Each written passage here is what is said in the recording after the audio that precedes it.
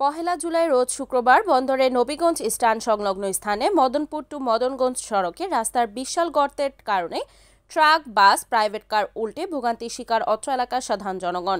এ বিষয়ে যৌথ উদ্যোগ নিয়ে সড়ক অবরোধ করেছেন বন্দরের সাধারণ ছাত্র জনতা এবং এলাকাবাসী। উল্লেখ্য, মদনগঞ্জ মদনপুর এই সড়কের বেহাল দশার কারণে ক্ষতিগ্রস্ত হচ্ছে অত্র এলাকা সহ বন্দরের হাজার হাজার জনগণ।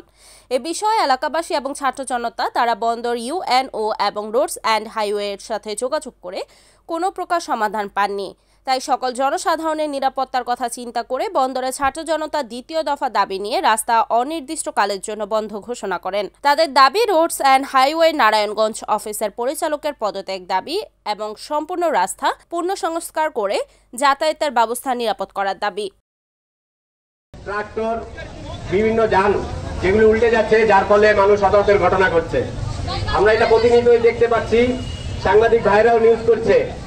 আমরা ইউনো মহোদয়ের সাথেও কথা বলেছি, রোডস এন্ড হাইওয়ের সাথেও কথা বলেছি, কিন্তু এই ব্যাপারে কোনো স্থায়ী সমাধান আমরা পাইনি। এই কারণে আমরা বাধ্য হয়ে আজকে রাস্তায় নেমেছি।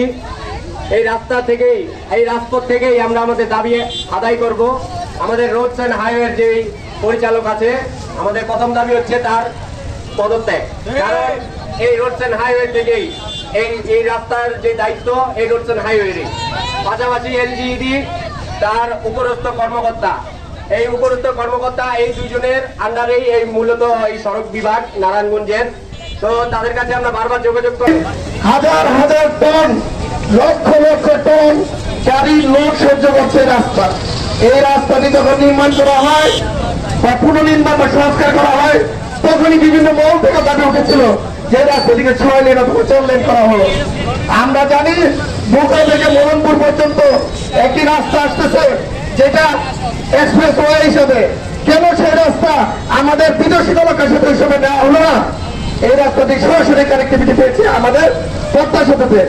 ফলশ্রুতি দক্ষিণবঙ্গের যত গাড়ি আছে সকল গাড়ি কিন্তু এই রাস্তা দিয়ে যায়, কিন্তু আমাদের প্রশাসন, আমাদের কর্তৃপক্ষ এটা যেন দেখো না দেখার মতো করে কোনো মতো সংস্কার করে চলে গিয়েছে। দায় সার করছে 1 বছর না ঘুরতেই গত বছর থেকে। রিপোর্ট মেহেদি হাসান প্রান্ত, NAN টিভি, বন্দর, নারায়ণগঞ্জ।